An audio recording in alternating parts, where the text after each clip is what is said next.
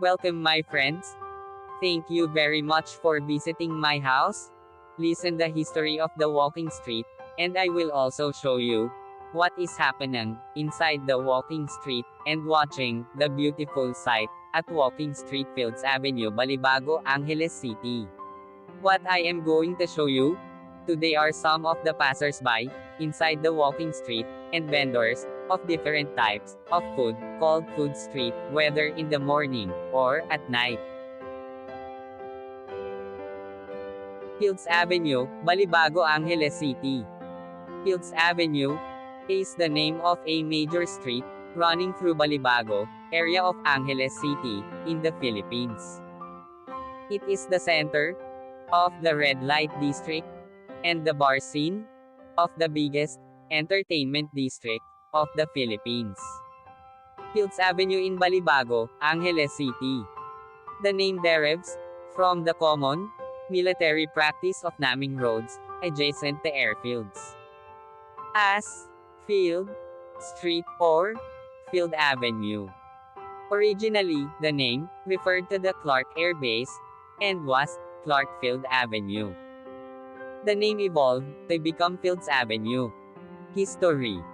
Philippines was an American colony from 1898 to 1946. Bars on Fields Avenue. Catering to the single American defense personnel who worked in the adjacent Clark Air Base, first emerged in 1940.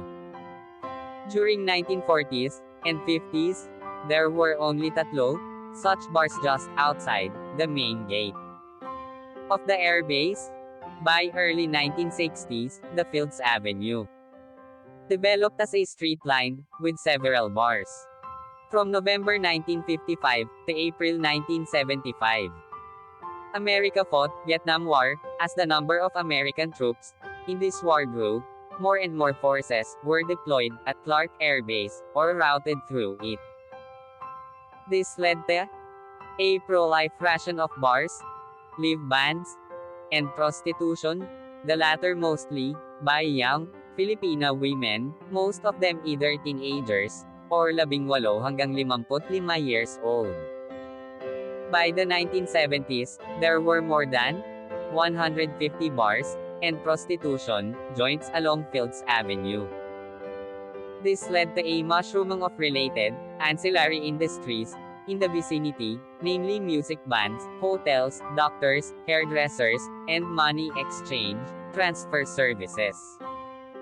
In its heyday, Fields Avenue provided direct or direct employment to nearly 20,000 Filipinos, including plumbers, electricians, and security guards. In the 1980s, though the American presence remained steady, the bars and prostitution shops continued the pro-life rate.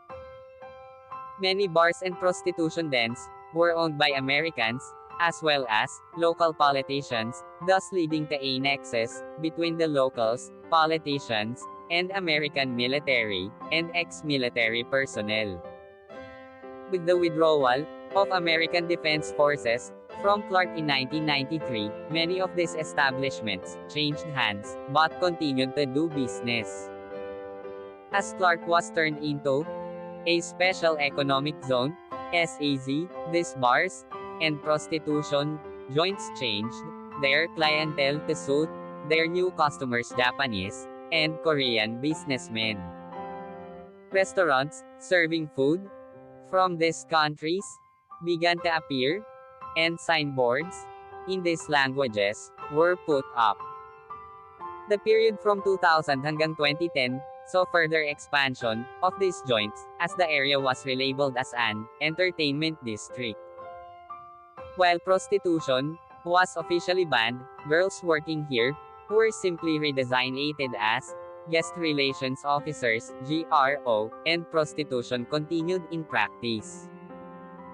Since then, bars and prostitution joints have continued to pro-life rate and expand. The extent of these establishments has continued further on both sides of Fields Avenue, and many smaller streets of Fields Avenue also sport smaller such establishments.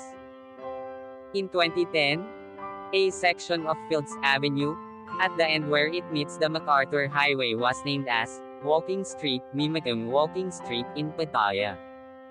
This section was made pedestrians only, with road traffic ban, from 6 p.m. to 6 a.m.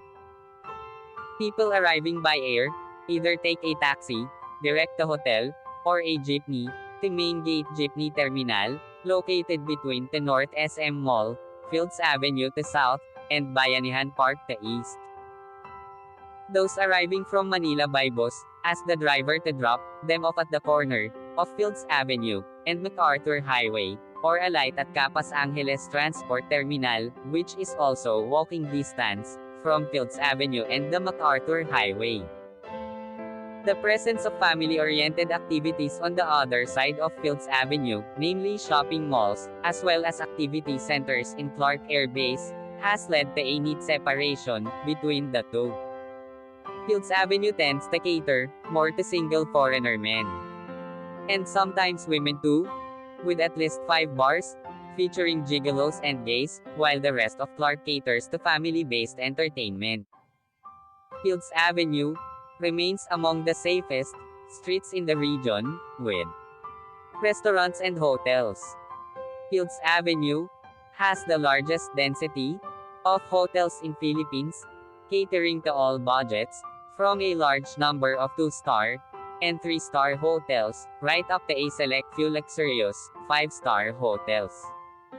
Many of the bars and hotels in Fields Avenue have restaurants attached.